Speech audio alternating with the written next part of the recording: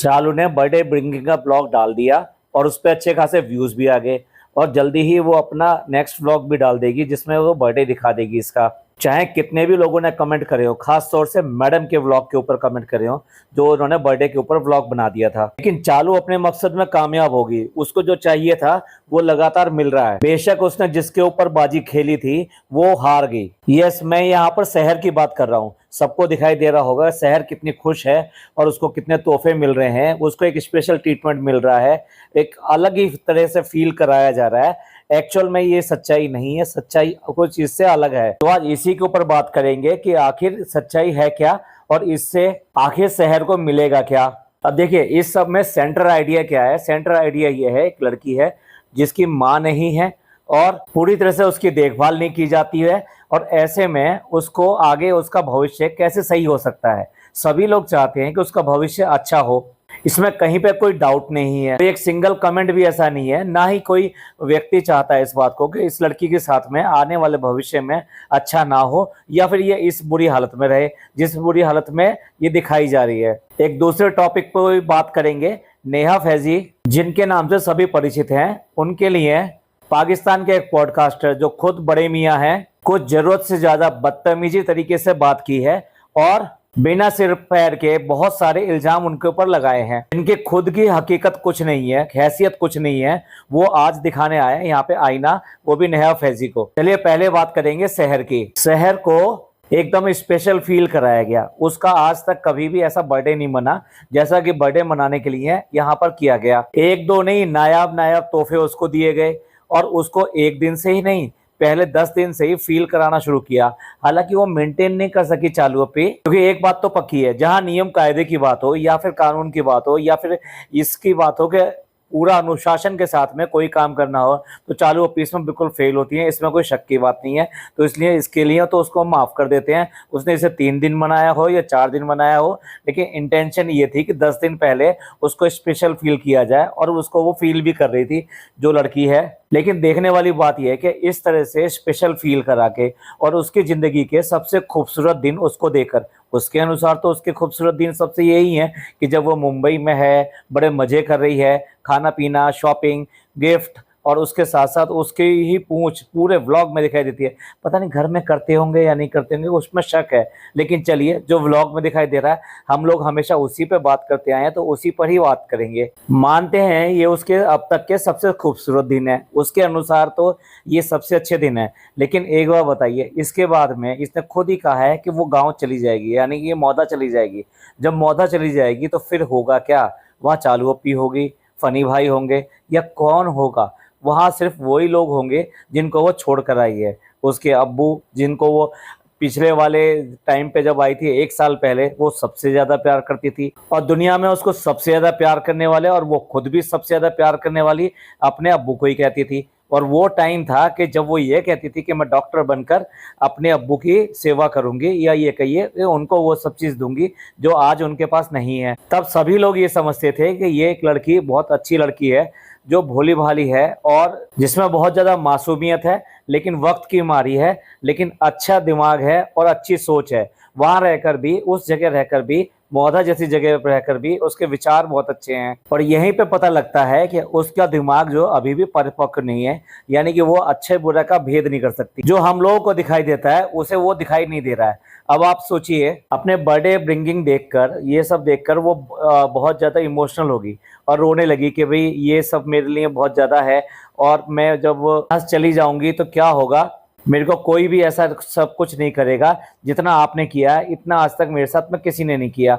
तो जब वो बच्ची रो रही थी तो इस चमगादड़ के मुंह पर हंसी आ रही थी, और वो हंसी जो एक शरारती हंसी थी। जबकि अगर आप किसी को भी ऐसा देखेंगे कि वो इमोशनल हो रहा है और उसे लग रहा है कि भाई ये जो पल हैं उसके जिंदगी में दोबारा आएंगे या नहीं आएंगे, कोई उसका आगे साथ देगा या नहीं देगा, तो वो क्या करेगा? वो उसको प्यार से उसको बहलाएगा, अपने कंधे से लगाएगा, अपने सीने से लगाएगा, और उसको बड़े प्यार से समझाने की कोशिश करेगा, नहीं नहीं, ऐसा सोचने की जरूरत नहीं है।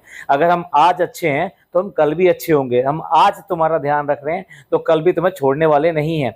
लेकिन नहीं, उसकी शरारती हंसी इस बात को दिखाती थी कि वो अपने करना जो चाहती थी उसमें बिल्कुल तरह से कामयाब हो गई, और उसको वो जिस तरीके से उसका ब्रेन वॉश करना चाहती थी, बहकाना चाहती थी, उसमें वो पूरी तरह से कामयाब है। क्योंकि ये सब वो बिल्कुल सीरियसली होकर तो नहीं कर रही है, उसको भी पता है भाई, इस बच्ची को पता हो या ना पता हो, ये सब बात है कि उसको वहीं जाके रहना है और उन्हीं लोगों के बीच में रहना है और कैसे करके रहना है। लेकिन इस चालू अप्पी को तो बहुत अच्छी तरह से पता है, कहीं ऐसे तो नहीं चालू अप्पी आने वाले भविष्य में अपना कंटेंट ढूंढ रही है कि जिस तरीके से ये आज की डेट में चल रही है, इसको और ज्यादा भड़का के उसी रास्ते पे अगर आगे बढ़ाया जाए तो और कुछ बम धमाके होंगे, और इसकी जिंदगी में होने वाले जो भूचाल होगा उसको मैं इनकैशमेंट कराऊंगी। जब जब समय मिलेगा तब तक मेरे को अच्छी तरीके से इसको कैश कराने में आसानी होगी, क्योंकि ये बात तो पक्की है, इसके यहाँ से जाने के बाद में जब ये मौदा में पहुंचेगी तो इसकी हालत जो इससे यहाँ आने से पहले थी उससे भी खराब होनी है। आप सोच कर देखिए, वो बाप जिससे ये लड़कर आई थी उसके सामने जाके उसी घर में रहेगी। भाई क्या इसके लिए कोई और घर तलाश लिया गया है? नहीं, वो उसी घर में जाना है जिसमें उसकी वो माँ है और वो उसकी बहन है और साथ में उसके फादर हैं। अब जब ये अटैची भर के यहाँ से सामान लेकर जाएगी, कपड़े लेकर जाएगी और साथ साथ गिफ्ट लेके जाएगी, और उन सारे गिफ्ट पे, सारे कपड़ों पे अपना ही अधिकार दिखाएगी, और दूसरों को सिर्फ दिखाएगी तो सही, अपने आप को बड़ा करने के लिए ये सबको दिखाएगी, लेकिन किसी को भी हाथ नहीं लगाने देगी, छूने नहीं देगी और इस्तेमाल तो बिल्कुल भी नहीं करने देगी। जबकि बहनों में कोई ऐसी बात ज्यादा होती नहीं है। ऐसे में ये सारे गिफ्ट जो दिए जा रहे हैं, इसे जो चीजें दी जा रही हैं, क्या ये अगेन लड़ाई का कारण नहीं बनेंगे वहां पर?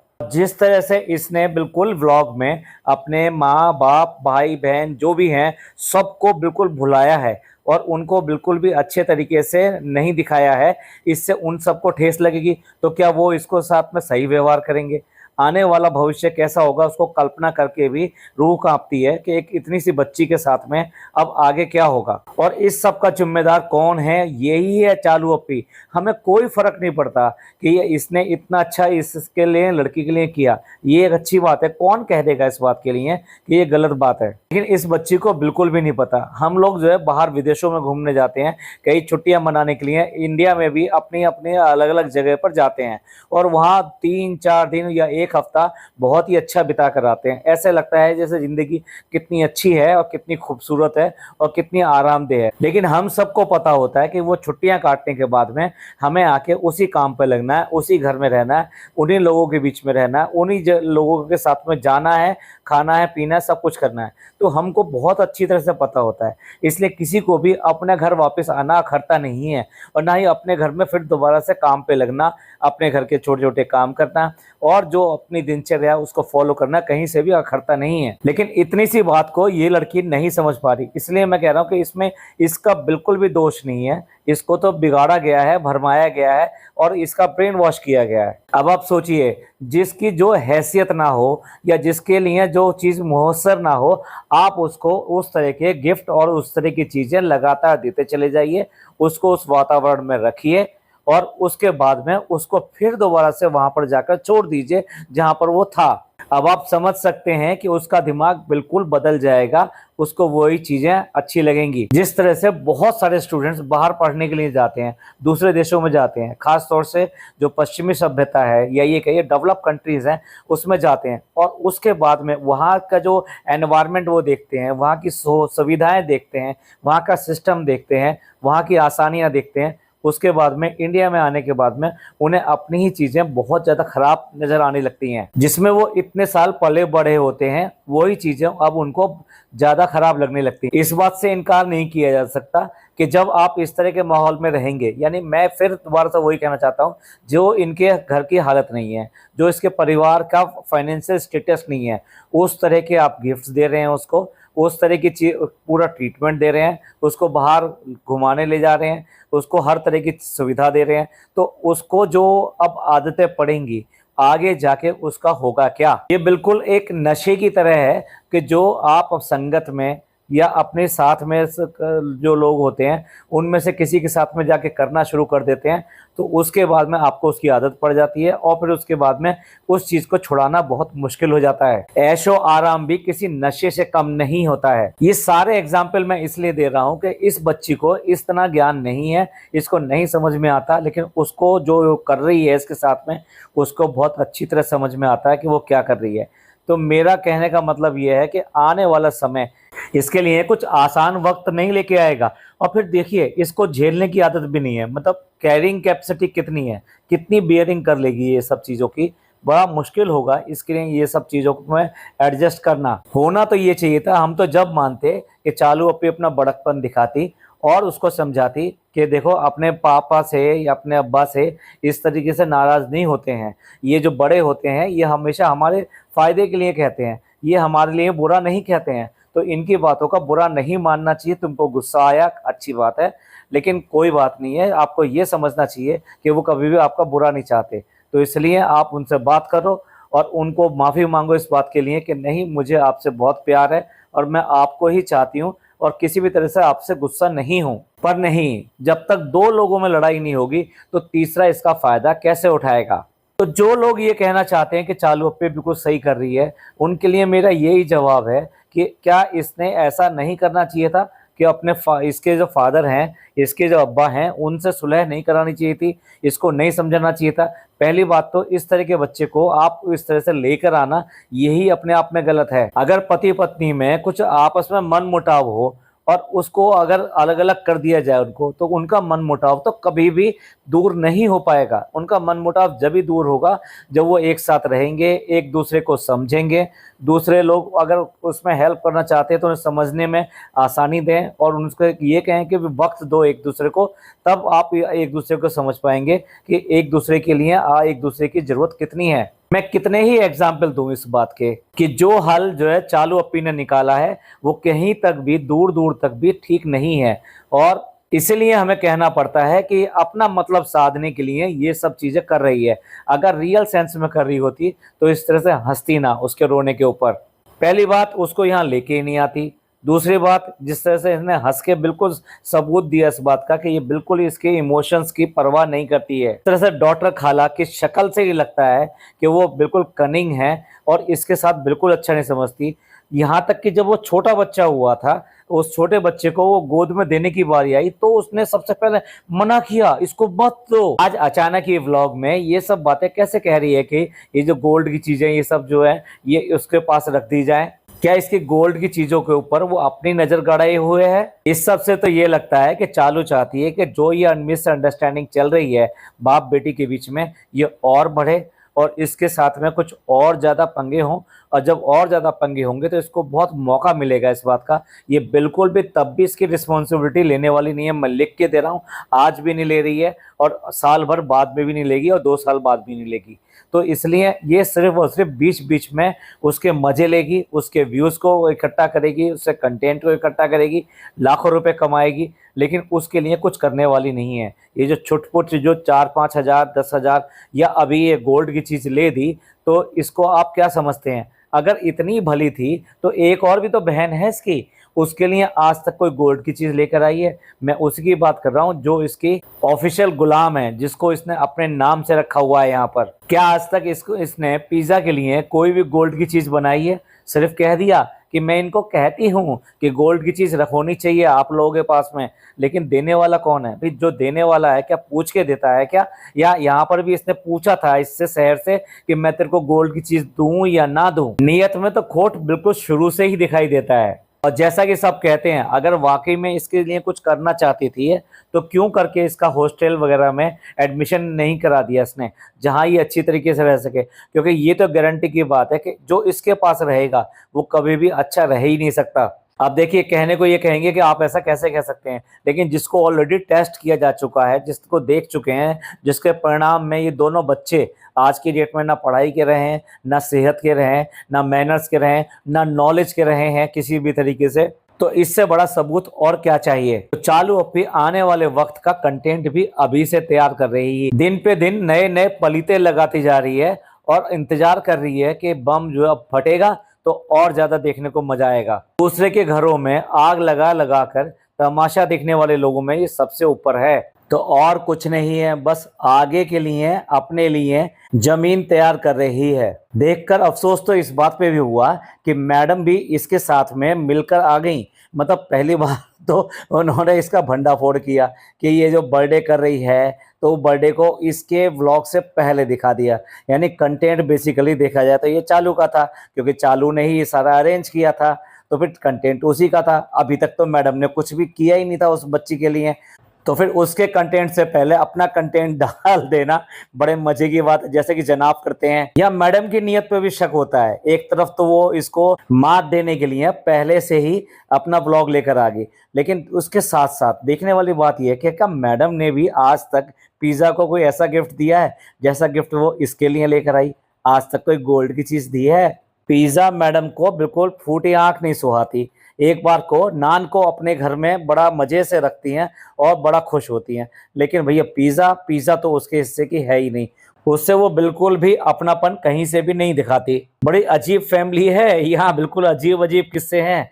एक दूसरे को करता है, दूसरा दूसरे को करता है, तीसरा पहले से जलता है, पहला दूसरे से जलता है। भाई क्या है ये फैमिली? ये मतलब अपने आप को आदर्शवाद दिखाने के चक्कर में हर चीज राजा बेटा, राजा बहू, सॉरी रानी बहू, एक भाई, एक आदर्श भाई, जो भी रिलेशन कह लीजिए, एक आदर्श बेटा, सब कुछ दिखाने के चक्कर में इनके पास आज की डेट में देखा जाए तो कुछ भी नहीं रहा है। तो मेरे को जो लगता है कि आगे के लिए अपना कंटेंट तैयार कर रही है। आपका क्या विचार है? अब 2 मिनट इसके ऊपर भी बात करेंगे कि एक पाकिस्तानी व्लॉगर हैं और उन्होंने इतनी ज्यादा बदतमीजी के साथ में नेहा फैजी के बारे में बातें करी हैं। लिटरली उसको डायन वर्ड से प्रोनाउंस किया है और गंदे गंदे इल्जाम भी लगाए हैं कि क्योंकि वो जनाब से मैरिज करना चाहती थी और वो नहीं हुई, इसलिए वो ये सब कर रही है। जबकि आप सबको पता है, यहाँ तक कि हाँ पैसे के लिए भी उसने बात करी, जबकि सब लोग जानते हैं, इसमें नेहा फैजी को कहने की जरूरत नहीं है। जिस तरह से उन्होंने अपने ब्लॉग में ये कहा कि अगर किसी को जरूरत है तो इस व्लॉग से, यानी कि जिसको लगता है कि उसके 100K हो गए इस वाले व्लॉग के ऊपर व्यूज, तो इससे जो अर्निंग आएगी वो पूरा का पूरा वो डोनेट करने को भी तैयार है। लेकिन जरूरतमंद होना चाहिए और उसके लिए वो अपने व्लॉग में दिखाएंगे भी कि उसने किसको दिया। लेकिन आई डोंट थिंक कि भी उनको ये सब प्रूव करने की जरूरत है, क्योंकि मैंने शुरू से ही उनके व्लॉग्स और ये सब देखा है।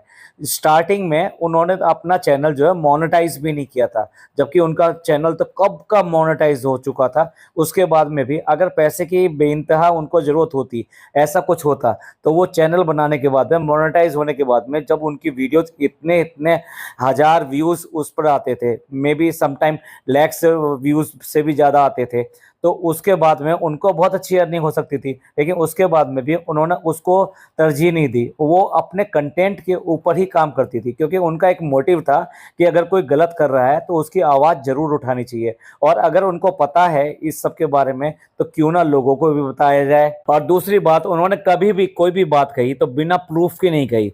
ये जो भी बातें आज तक उन्होंने सामने लेकर आई है वो उनका पर्याप्त प्रूफ उनके पास है। वो चाहे जनाब का जो कजन था, जो बार बार आके कहता रहता था कि मैं इनका भंडाफोड़ करूंगा, मैं सारी चीज सामने लेकर आऊंगा, चाहे वो हो और चाहे इनके घर के बाकी व्लॉगर्स हों। मुझे उनकी एक बात बहुत ही अच्छी लगी कि जब उसने मोबाइल मांगा तो फैजी का ये डिसीजन कि नहीं, हम कोई भी मोनेटाइज, मतलब कोई भी पैसे या पैसे का लेन देन उसके साथ नहीं करेंगे। अगर ऐसा करेंगे तो हमारी नीयत पे शक किया जाएगा, और ये बिल्कुल 101% सही था। चाहे इन्फॉर्मेशन आपके पास आए या ना आए, लेकिन अगर आप उसके लिए कुछ पे कर रहे हो तो लोगों को शक तो होगा ही होगा कि भाई जरूर इस इंफॉर्मेशन के बदले में आपने सच सामने लेकर आए हैं या गलत सामने लेकर आए हैं, क्या कहना चाहते हैं। और जिस तरह से उन्होंने व्लॉग बना के इस चीज को सामने लेकर आई, ये अपने आप में बहुत अच्छी बात है, क्योंकि अगर आप इन चीजों को सहन करते रहेंगे तो लोगों की इस तरह से हिम्मत बढ़ती है। मैं बात करने को तो और भी कई व्लॉगर्स के बारे में बात करना चाहता हूं, क्योंकि वो इतनी गंदी वीडियोस बनाते हैं कि जिनके बारे में ये हम लोग बात करते हैं, जिनके लिए हम वीडियोस बनाते हैं, जिनके ऊपर रिएक्शंस देते हैं, वो उनको मतलब क्या कहें, उनको मरा हुआ दिखा देते हैं, उनको सीरियस हालत में दिखा देते हैं, उनके कभी बच्चों के लिए कुछ भी दिखाना शुरू कर देते हैं, और ऐसे ऐसे थंबनेल लगाएंगे कि जिनको देखकर बिल्कुल विश्वास तो क्या, मतलब आपको लगेगा कि कितने गंदे लोग हैं ये लोग। कई बार सोचा कि उन लोगों को एक्सपोज करने के लिए उनके थंबनेल के साथ में एक वीडियो बनाई जाए। साथ साथ इस बात पे भी बहुत ज़्यादा आश्चर्य होता है कि यूट्यूब ऐसे व्लॉगर्स के खिलाफ, यानी ऐसे जो पॉडकास्टर्स हैं या फिर रिएक्शन चैनल हैं, उनके खिलाफ क्यों करके एक्शन नहीं लेता है, जबकि साफ साफ है वो मिस इन्फॉर्मेशन फैला रहे हैं और लोगों में बहुत गलत भ्रम दे रहे हैं। आई डोंट थिंक मतलब नेहा फैजी को किसी भी तरीके से अपना बचाव में इस तरह से ये अपना प्रूफ देने की जरूरत है। उसको बहुत अच्छी तरह से लोग जानते हैं, हम लोग अच्छी तरह से पहचानते हैं इस बात को कि कभी भी अगर वो अपनी वीडियो लेकर आए तो बिना मकसद के नहीं लेके आई। और दूसरा, एंटरटेनिंग भी है, मतलब सम टाइम उनकी वीडियो बहुत मजाकिया भी होती हैं और एंटरटेन करती हैं। उनकी जो मिमिक्री का जो अपना एक स्किल है वो एक नेक्स्ट लेवल का है रियली। जिस तरह से वो कंगना की उन्होंने मिमिक्री करी, और अब संभावना, मतलब एक नहीं, उन्होंने एक से ज़्यादा कई किरदारों के साथ में बहुत ही अच्छी मिमिक्री के साथ में उनको एक्सपोज करने का कोशिश की है। अब उनको गंदे तरीके से दूसरी बातों में खींचना और बात करना, ये तो बिल्कुल ही सरासर गलत है। चलिए एंड करते हैं पॉडकास्ट का। आप इस सब के बारे में क्या कहना चाहते हैं, प्लीज कमेंट करके जरूर बताइएगा। किस तरीके से इस लड़की का ये भविष्य, आने वाला भविष्य भी बर्बाद कर रही है और सिर्फ अपने फायदे के लिए ये सब काम कर रही है, क्योंकि ये बिल्कुल भी इस चीज में सीरियस नहीं है। आपको ये वीडियो अच्छा लगा हो तो प्लीज लाइक कीजिए, शेयर कीजिए, कमेंट कीजिए। थैंक यू, शुक्रिया, धन्यवाद।